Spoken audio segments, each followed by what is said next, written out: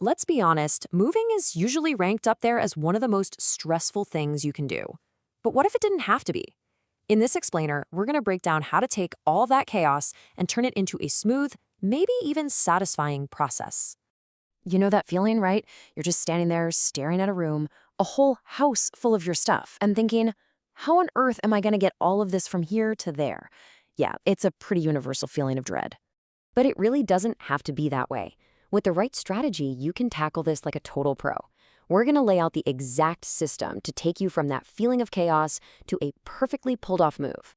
Okay, so here's our game plan. We've broken it all down into 5 clear stages. We'll start with laying the groundwork, then we'll gather our tools, master the art of packing itself, figure out how to handle the delicate items, and wrap it all up with a plan for the final countdown to moving day. First up, laying the groundwork. You know, a good move doesn't just happen on moving day. Nope.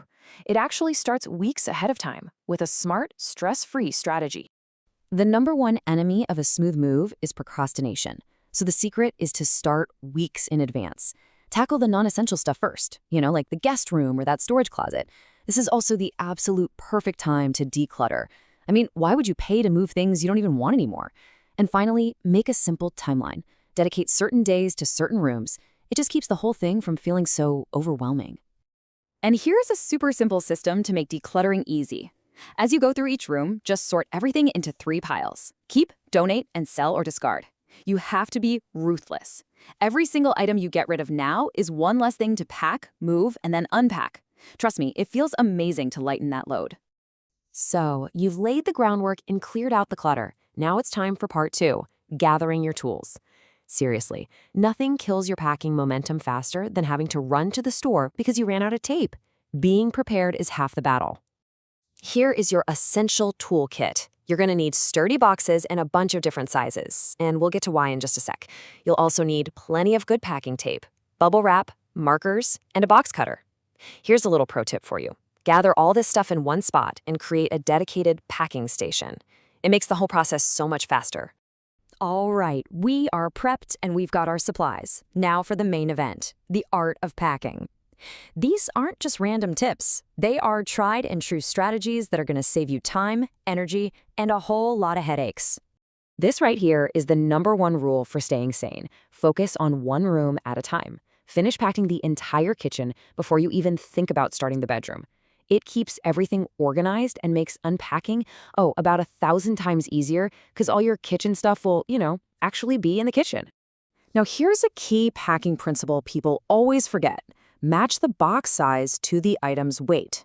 Heavy things like books, tools, canned goods, they always go in small boxes. A giant box full of books is just a recipe for a broken box or worse, a pulled muscle. You want to save those big boxes for the light, bulky things like pillows and comforters. This one might sound like total common sense, but you'd be surprised how often people forget it when they're in a rush. Heavy items go on the bottom. It creates a stable base, kind of like when you're bagging groceries. This protects your lighter stuff from getting totally crushed, and it makes the boxes way more balanced and easier to carry. Labeling is a gift to your future self. I'm serious. Don't just write kitchen on the box. Get specific. Kitchen, pots, and pans. Numbering your boxes, like living room box 1 of 5, helps you know if anything's missing. And for anything delicate, write fragile, big, and bold on every single side of the box. Believe me, your movers will thank you. Okay, moving on to section 4, handling with care.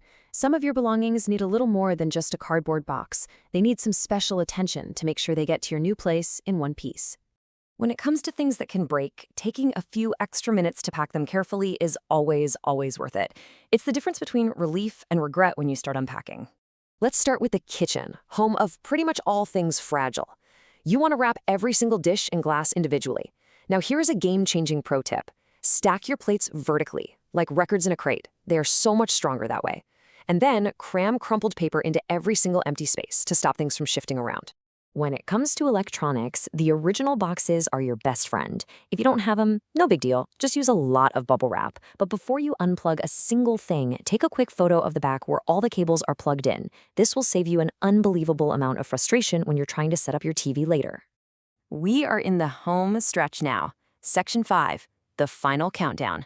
This is all about making sure that your last day in the old place and your first night in the new one go as smoothly as possible. And that brings us to the single most important box you will pack. It's called the Essentials box.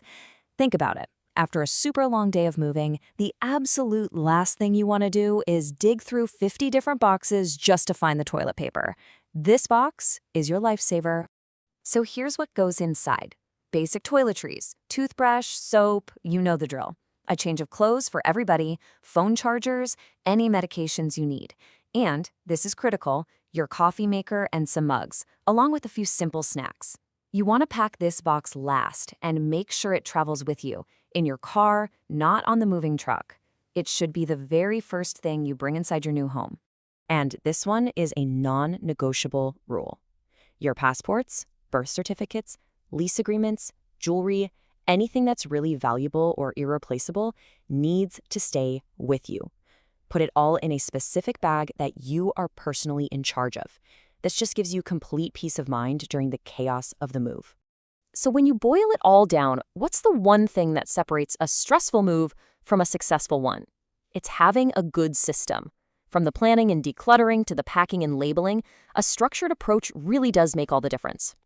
Ultimately, when you swap out that chaos for a solid plan, the whole experience just transforms. Moving stops feeling like this dreaded chore and starts to feel more like the first step on an exciting new journey. Something to think about for your next move. Good luck and thanks for joining this explainer.